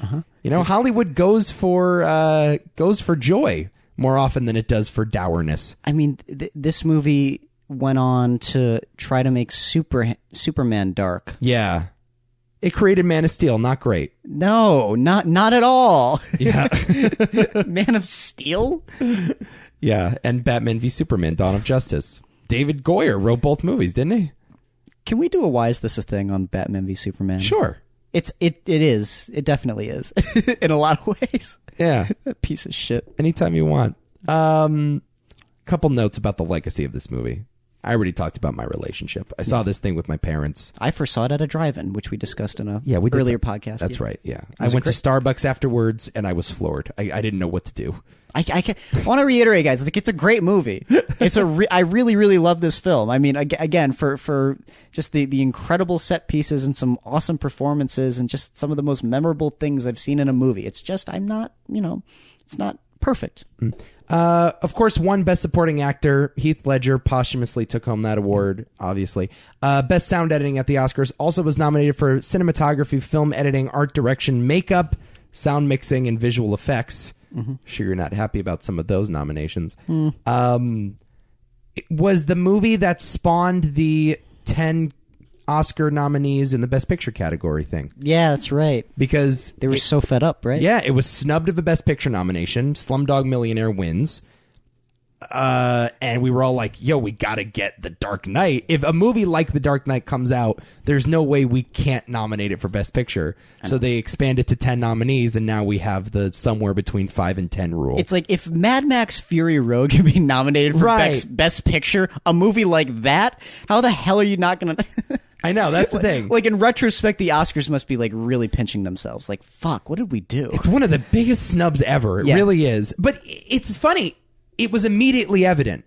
It's like sometimes a movie is snubbed by the Oscars and it takes a few years, and then we reflect and we say, oh, actually, that was the best movie of the year. This was immediate. Everyone was obsessed with The Dark Knight. It was the most popular movie of that year. Critics love it. Audience love it. Everybody knew this was going to be something special. It was going to change the game. And still, the Oscars are like, no, we ain't doing it. We're going to nominate this fucking movie about a kid on Who Wants to Be a Millionaire. Well, what are your feelings on Slumdog Millionaire? We'll talk in a second. Okay. We'll get there. Because we have to do our little Oscar thing. Okay. Heath Ledger. Incredible. Great. No question. One of the best villains ever. Important to note, though, without Aaron Eckhart and a Harvey Dent, this movie just doesn't have any forward thrust whatsoever. And so it's really important to note that, because there's not a lot of transformation on the part of Bruce Wayne. Nope. Not a lot of transformation in, like, Commissioner Gordon or Alfred or Rachel or anything. There's a little bit, but not like this guy. Yeah. If you don't have Harvey Dent, you don't have a movie. You just have, like, a madman killing gangsters across Gotham. It's one of the most, unappreciated characters in a movie, in my opinion, because I think he's, in a lot of ways, he's almost better than Heath Ledger. Well, the character's certainly more fully realized. Yes. I don't think it's a better performance, but but like you just said, the character is... It's important to the movie. It is the central conflict of the film. Yeah. Remarkable. By the way, this will surprise you. So, growing up, I watched the Batman movies, the original ones. I had seen the Val Kilmer Batman Forever. Yeah. Wasn't a huge fan of it, but I remember Tommy Lee Jones's Two-Face. Okay. I went into Dark Knight not remembering Two-Face was named Harvey Dent. And not knowing that Two-Face was going to be portrayed in The Dark Knight. So it was one of the great aha moments that I'll never be able to replicate again because I read everything about every movie that ever comes out, but I actually didn't know Two-Face was going to be in this movie. I didn't know it either. Wow. We both went into it like that. Yep. That's never going to happen to us again. Ever, ever, ever, ever. So when I heard the character's Harvey Dent, he's just a DA. I didn't know where it was going. Yep. So when they burned off half his face, it's just incredible. It's this ignorance that I'll never be able to bring into a movie, especially a comic book movie. So not knowing Two-Face was going to be in this, an amazing reveal. Oh, and the other thing that's just so great about it is that it doesn't rely on like comic book knowledge. Right. It is just its own interesting story. It doesn't be like it doesn't set up I guess the best way to describe it is that you don't get the sense that it's like pandering to the audience, like especially with like the Two-Face logic, where it's like, oh yeah, like dark imagery of him in his room or something, playing with a coin or something like that. It's never like that. It's just like he's just a regular guy. He could be anybody, and then it turns out, oh my god, this is his transformation into this horrible madman. Right. It's great. It's a Michael Mann movie, Yep. but it's got Batman in it. And so that's The Dark Knight, and it's really important to me. And obviously, it's going to be the inductee. There could be no other choice. So there it is. It's The Dark Knight. Yeah, I agree. I have to agree. Come off your high horse, will you? It's a great Go movie. home and watch Hunger. No. Go on a hunger strike. No, thank you. All right, so we had this idea to sort of spice up the ending of this podcast, because you mentioned last week correcting the Oscars mistakes. Yes. And it's something that we talk about a lot on this show. It's meant to be a revision on the decisions that the Oscar made. And still to this day, we have not picked a movie for induction into the Movie Hall of Fame that won Best Picture at the Oscars. That says something. It's pretty nuts. So here's what we're going to do. We're going to go through some of the main categories, and we're going to give our choices for just the big four: picture, director, actor, actress. And this can be from any movie. And we'll each give our decisions and say a quick word about it. So here we go. Do you want to go first? Sure. All right. Let's start with Best Actress. Okay, yeah, because I have no idea. Here were your nominees: Meryl Streep for Doubt, Melissa Leo for Frozen River, Angelina Jolie for Changeling, and Anne Hathaway for Rachel Getting Married. Your winner, Kate Winslet for The Reader, a movie I have not seen. Yeah, I haven't seen it either, so I can't really say. I don't know. What were some of your favorites from that year? It wasn't a really stacked actress category is the thing. Yeah. I mean, I really like Marissa Tomei in The Wrestler. Not a lead, though. That's the supporting. thing. So. Look, I haven't seen The Reader. I haven't seen Revolutionary Road. I know Kate Winslet was lauded for both of those movies. Yeah. I guess I have to default to their decision. But of all the movies I saw, it's definitely Meryl. I just think it's clear as day you give this one to Meryl. And that feels like it's a cheap pick, but yeah. Meryl Streep deserves Oscars. I think by far and away it's Doubt. By far and away. I mean, you can give it to her. I would want to see those other movies. I mean, I don't know if it's Meryl, but yeah. All right, I guess by default I could say Meryl. I don't feel good about it, though. Not a lot of comedy. I mean, Vicky Cristina Barcelona. ScarJo's kind of a supporting in that. Frances McDormand in Burn After Reading. Maybe. Kind of a lead. Yeah, it's tough. Not a good year for actresses. 2008. Is your stand okay, by the way? It's jiggling over here. Let go of it. See what happens. All right. Well, no, there you go. I'll just have to, it just fell over, so I'm going to have to like slouch and break my back. Yeah, I heard a lot of jiggling there. All right. Best actor. Your nominees: Richard Jenkins for The Visitor, Frank Langella for Frost Nixon, Brad Pitt for The Curious Case of Benjamin Button, Mickey Rourke for The Wrestler, and Sean Penn for Milk wins the Best Actor. I don't remember him winning. I found that kind of strange. Yeah, I know. He just kind of, it's just, yeah, that's true. I don't really think about that either. It's a fine performance, but like... Yeah, he just won and no one really gave a shit. I just figured Mickey Rourke won that year. I just assumed he won. Yeah, because he should have won. Because it's by far and away the best performance, right? I get really frustrated. It's like, it's so obvious. It's like Oscars, like when it's like this remarkable, just give it to them. And you don't have to try to be different. It's like, it's the right thing to do. Yeah. Yeah, that one really confused me. And it's such an Oscar performance, too. Yeah, it's true. Intimate character study, older guy, comeback performance. Yeah. It's his time. He's due.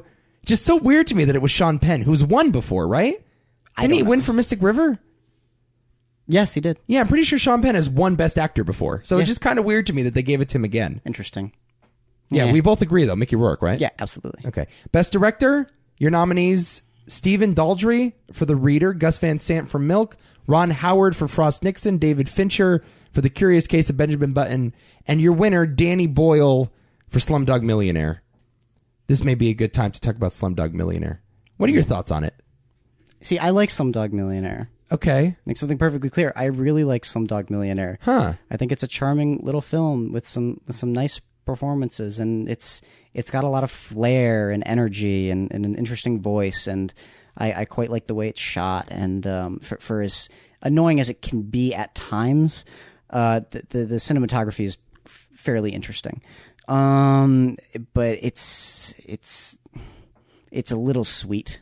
Too sweet. Too saccharine. As well. That's something that Danny Boyle has done all of a sudden. I know. And I don't know why he went that way, because this guy used to be a really transgressive filmmaker. I know. You know, you watch Trainspotting and you think, how the fuck did this guy make Slumdog Millionaire? How was he allowed to make Slumdog Millionaire? And he made Yesterday this year, too. Yeah, that's true. Isn't it so strange? Yeah. It is kind of weird. I mean, he did make Trainspotting 2. That's not exactly light. No, well, it's certainly more light than the original. Sure, but, it has a guy throwing up in a bag, and that's fucking disgusting, I guess, man. It's certainly closer to that than fucking Slumdog Millionaire. Yeah. And, I do like the film quite a bit. It's a very, watchable film. It's like, when you turn it on, it's like, okay, yeah, you can casually watch it and enjoy it. Yeah. It's a good movie. It's just, I think next to the competition, it's a little strange. Yeah. Yeah, I think I'm with you on that. I have to give it to Nolan here. And I think it's very clear that you give it to Nolan. And this is why it's so frustrating, because Nolan feels like one of those guys that has to win an Oscar one of these days. And I just feel like they're going to give it to him for the wrong movie. And that's what's so frustrating. Yeah. It's the most frustrating thing about the Oscars. Just give it to him when he deserves it. True. And that way you don't have to worry about the makeup call later. But they never get it right in the moment. It's Nolan, man. I would give it to Nolan or Fincher. What's your make a call? God damn it! Decide one. I mean, I hate to say it, dude. I might go Fincher. All right, you're wrong. That's fine. Nah. That's a pointless, disposable movie. Curious Case. I don't think so at all. I think it's a better directed movie. Best Picture. Your nominees: The Reader, Milk, Frost Nixon, The Curious Case of Benjamin Button, and Slumdog Millionaire wins, of course. I mean, I guess you got to give it to The Dark Knight. Yeah, I think that's right. Yeah. All right. Well, we agree on at least two of those. Yep. A couple other things I just wrote down real quick that I definitely would have given Best Screenplay to In Bruges. Milk wins Best Original Screenplay there. I don't agree with that choice. Mm-hmm. And I probably would have given Doubt Best Adapted Screenplay. In a perfect world, obviously, Heath Ledger the correct choice for Best Supporting Actor. Yeah. It would have been nice had we given Tom Cruise the Oscar for Tropic Thunder. Tom Cruise? Yeah, would have been nice. What? In a perfect world, I could see him at least getting a nomination for Tropic Thunder. I know Downey got the nomination there, and it's kind of an interesting class. Real stacked class. I love the fact that Downey was nominated, though. Yeah. Oh, my God, it's so funny. I like Tom Cruise more, and I think it would have been funny. Oh, God. Yeah. Of course you like Tom Cruise more. That being said, I love Tom Cruise in that movie. Yeah. Michael Shannon, Revolutionary Road, Philip Seymour Hoffman for Doubt, Downey for Tropic Thunder, Josh Brolin for Milk, and Heath Ledger for The Dark Knight. I would have liked to seen that. Hoffman obviously could have won for Doubt. Also, would have been nice to see, I know this is impossible, give Brad Pitt a nomination for Burn After Reading. Yeah, sure. In a perfect world, he gets love for that performance. I love him in Burn After Reading. Oh, God, everybody loves him in that movie. He's just such a goof. He's great, though. Yeah, I agree. Best Supporting Actress. This is where it gets kind of dicey. We're not going to normally do this, but I just need to point this out. Okay. Penelope Cruz is totally fine in Vicky Cristina Barcelona. Is that what she... Oh, that's right, yeah. She's totally fine in that. There's no fucking way you can talk me out of Marissa Tomei in this category. No, I'm not going to do that because she should have won. Yeah, it's crazy to me. Yeah. It's really nuts. Yeah, she's excellent. She's so good in that movie, and I feel like the only reason they didn't give it to her is because they gave it to her for My Cousin Vinny. True. And they didn't want to go back to back. But she is just captivating in that movie and is one of the most convincing movie strippers I've ever seen. She's your top movie stripper. Yeah. Oh, by far. Not Elizabeth Berkley. Also, give Colin Farrell a nomination in Best Actor. Yeah, I was gonna. He's actually kind of remarkable. I love him. Yeah. Even Brendan Gleeson as Best Supporting. I really love him in that movie. Yeah, I would have liked to have seen it too. Yeah. All right. So there you go. Moral of the story. The Oscars got it wrong yet again. Very wrong. This is one of the most wrong years, honestly. Yeah, it's just wrong on so many levels. 2008. That's okay though. I mean, they're always going to get it wrong. Is there ever a year where they got it completely right? I've yet to find it. I'd be curious to go back and just explore. Like, this podcast should just be the podcast of finding the correct Oscar year, where the Oscars actually got it right. I'll tell you when they got it right. Okay. Silence of the Lambs. Yeah. They got it right. Yeah, it's pretty true. Hopkins, Foster. Yeah, it's pretty true. Yeah. All right. Silence of the Lambs. All right. But it's only like when a movie is so definitively the best of the year that they get it right. Sure. You can't you have to hold their hand through it. You can't just leave them to their own devices. Yeah, I guess. Or else they give Green Book the Oscar, or Shape of Water the Oscar, I think Green Book's like one of the worst decisions. So egregious. I mean, my God, I don't know what the fuck they were thinking. All right. Let's draft for next week, shall we? Because we have another podcast to record today. Yep. Oh my God, look at these nominees. We're doing Jabril's selection, 1997. Whew, it's a good year. Oh, The Lost World came out. I can't nominate it, but I love The Lost World. Would you like to go first? Yeah, I'll go first. Let's get it out of the way. Lost Highway. There you go, Jabril. See, I really don't feel like that's the right call, but it's all right. It's fine. It's okay. Well, hold on a second. I think you should wait on that. Listen, if there's room, if we decide that there's room, I'm all right with it. You want me to save it for last? Yeah, just play this straight for now. I'll do my best to play it straight because there are some obvious ones, and I think we should just do that for now. Yeah, there's let me go first. There's some good ones here. Let me go first. I'll do Boogie Nights right now, and then you can do your thing. All right. Boogie Nights. Boogie Nights. Anaconda came out. Oh boy. All right, you said Boogie Nights. Here. I'll go Here. I'll go to Jackie Brown. Oh, whoa. Okay. Good Will Hunting. Okay. Let's see. Good Will Hunting. I am flashing a sheet of paper with all the relevant movies on it. I don't know why you're scrolling through Google. Well, there's some good ones. This is all you need. You bastard. I promise you this is all you need. I didn't leave anything out. Have you seen The Fifth Element? No. Okay. It is shocking to me you haven't nominated Titanic yet. Okay. Are we about to go... Are we not going to nominate Titanic? Is that where this is going? We don't have to. What? Son of a bitch. Men in Black. You can't do this. You can't do this. This is so wrong. This is so terribly wrong. I'm putting Titanic on because I can't call your bluff. I don't trust that you won't nominate Titanic. Yeah, all right, go. Okay. So we have Titanic, Boogie Nights, Good Will Hunting. I nominated the three most obvious. Why does this happen every week? Why does this happen every week? There are three movies that had to get on, and you won't take the bullet once for me. And then you get to nominate all your stupid sci-fi movies. Why does this happen? I'm sick of this. Because I'm more interested in those other movies. I am sick of you not pulling your weight. Why am I even participating? I just picked the de facto three. Do I ever get to pick one for myself? This right here is exactly how marriage works. This is crazy to me. There right. are three obvious movies. You didn't pick one of them. No.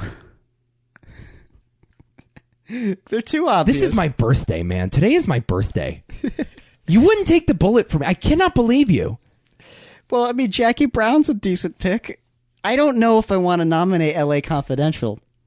Do you not like LA Confidential? I like it. I don't know if I like it more than Starship. This is the process. It's going to get really ugly next week, by the way. I honestly... Just know. Ugh. Damn it. Because here's the thing. I don't like it more than Lost Highway, and I don't like it more than Starship Troopers. No, you can't, dude. No, I'm serious. You can't, though. We spent an hour and a half talking about Starship Troopers on another podcast. That's tough, man. All right. There's no reason to talk about it for 15 minutes again. An abbreviated version of a conversation we already had. That's not... No. Can't do it.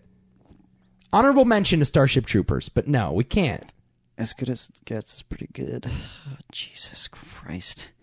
Men in Black. So I went Men in Black, Jackie Brown, and... Oh, boy. Quit boring the listener. We got to go. We're in an hour 50. Lost Highway. All right. This is the process, and we've trusted it for a reason. That's okay. Unbelievable. All right. No As Good As It Gets. No LA Confidential. All right. Nah. Gonna have to talk about Men in Black. Okay. What? You have an issue with Men in Black? Today's my birthday, Adam. You have an issue with Men in Black? Today's my birthday. I don't care if it's your birthday. Wow. I cannot believe we didn't nominate LA Confidential. I like LA Confidential, though. All right. This is a terrible podcast. I'm ashamed for what this is. I'm ashamed to put my name on this. The problem here is that I am not exactly like you. If I was exactly like you, Nico, then those films probably would have gotten on. Let me be very clear. Yes. It's not about me versus you. It is about you abusing this system to your own liking and relying on me to nominate the most obvious movies because I care about the sanctity of this process. No, I'm just... That's what it is. I'm nominating the films that I'm more interested in. You are not... You are the senator who takes money from the donors, right, from the special interest groups, okay, and votes down party lines, and I'm the guy elected, no donors, small donations only, in it for the people, for the process. No politician is in it for the people. I'm just trying to do right by this show. And you forced me to nominate the 3 most obvious fucking movies that we're going to have to get on no matter how many ways you shake it. Yes, of course. And you just chose whatever you want. When are you going to take one of these bullets? Do you understand what I'm saying? I feel like I just picked the movies that, I feel like talking about. I know. It's like, the ones that... But there's no way we can do this podcast without talking about Titanic. There's no way. We just can't do it. I don't want to talk about Titanic. But we can't call ourselves the Movie Hall of Fame and not talk about one of the most important movies ever made. We just can't. But it's not going to get in. Doesn't matter, dude. We can't not nominate Titanic. I think if there was contention on whether or not it was going to get in, because it ain't getting in, people. But I think if it's a case of, okay, they're important films and there's a debate to be had on whether or not it should get in, then maybe. But I don't care about. We cannot Titanic have a in. podcast called the Movie Hall of Fame and talk about Men in Black over Titanic. I will not accept that. Can we talk about Men in Black over LA Confidential? I guess we have to, because Dem's the rules. Stupid, but Dem's also As Good As It Gets is a great film. We'll talk next week. This is not over. And by the way, your hunger decision will not go unretaliated. What, are you going to try to get back? Will not go unretaliated. Are you going to try to get back at me now? Mark my words, Adam Hall. Oh, boy. All right, I need a vacation. Luckily, I'm going on vacation tomorrow. Good. Love you so very, very much. Check out the website, tmt.media or too-many-thoughts-media.com. That's where you can find all of our podcasts, including Why Is This a Thing that Adam and I do together with Nick Evangelista. We're recording our review of Anaconda right after this one. Anaconda? Oh, I'm sorry, not Anaconda, Piranha. We'll get there. Jesus, slow down. Yeah. Don't want to get too ahead of myself. We'll see you guys. Until next time. I believe whatever doesn't kill you simply makes you stranger.